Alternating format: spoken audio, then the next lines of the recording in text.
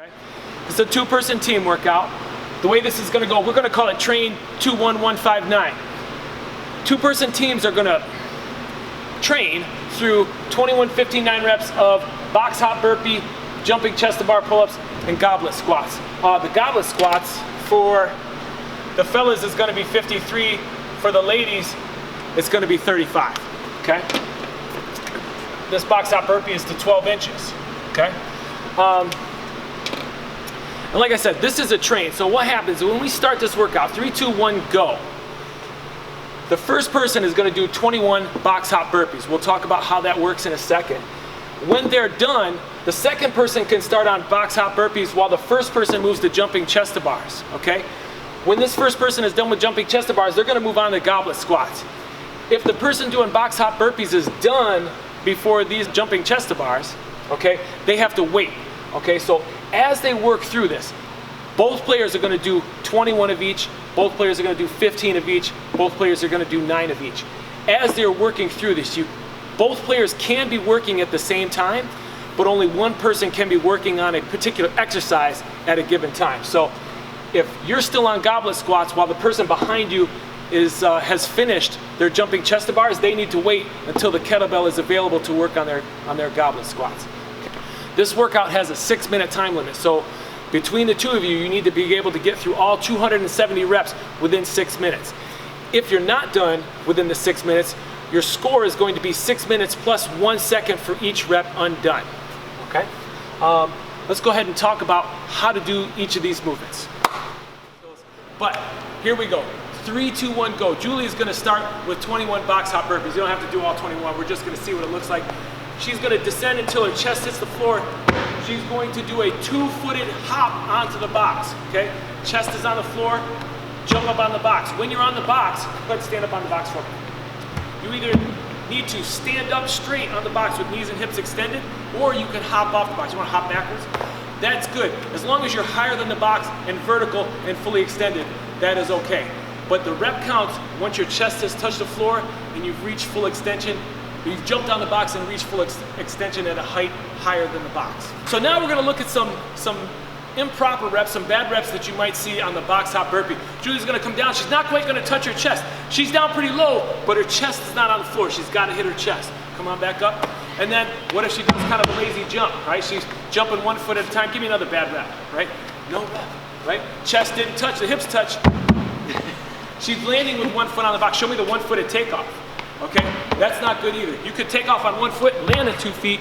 That doesn't count, okay? Additionally, I could jump up after having done my burpee. That's no good. I need to extend off the box, okay? Make sure all the reps are good, all the reps are complete. Don't waste energy on bad reps.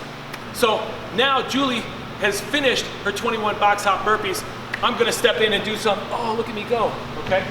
Then she's going to move on to jumping chest to bars, okay?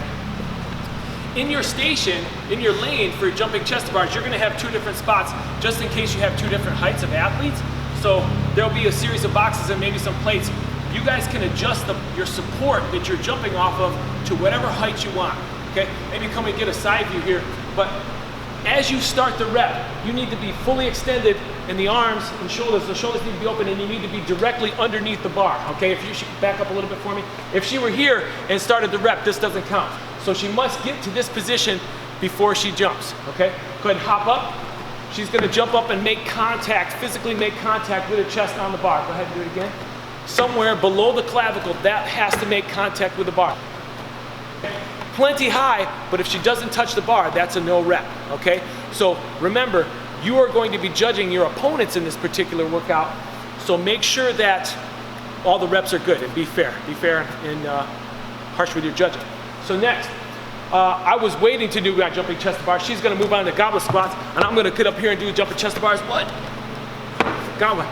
So let's say that was 21. So now I'm waiting for Julie to finish her goblet squats. When you're holding the kettlebell, you can hold it any way you want. You can hold it upside down, you can hold it right side up, you can hold it in one hand, I don't care. It needs to be held at the chest, okay? The squat, she needs to descend to a point where the hips are clear, maybe come from the side. The hips are clearly below the top of the knee here, and then stand all the way up, okay? She's at full extension here.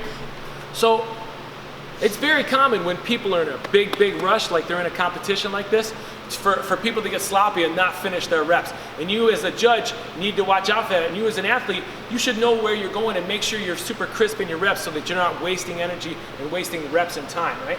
But if she doesn't squat down all the way, okay, that's not gonna count. Next, here's a big one you're gonna see a lot of. You're not coming up all the way. So Julie's gonna get proper depth, but she's got her knees nice and straight, but her hip is still bent. She needs to straighten up like this to finish that squat. If she doesn't, if she's bust out a few reps of bad ones, right? Just not even standing up all the way. You're close to standing up all the way, but you're not. These are no reps. You must extend the hip and the knee to finish that rep on squat.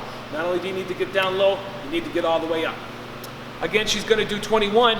When she's done with 21, I'm gonna start my 21. When she's done with her 21, she's also gonna move on to 15 box hop burpees. Once both players have done 21 of each, 15 of each, 9 of each, judges write down the time. That's the score for the workout. Your score sheet is gonna have the opportunity to mark down reps. You can put that down. Your score sheet is going to have the opportunity to mark down the number of reps completed as you work your way through. There will be 2 score sheets, one for each player. Your team also needs to provide 2 judges for this workout because you got to watch both athletes, okay? So make sure you're following through, make sure you know the rules, and good luck.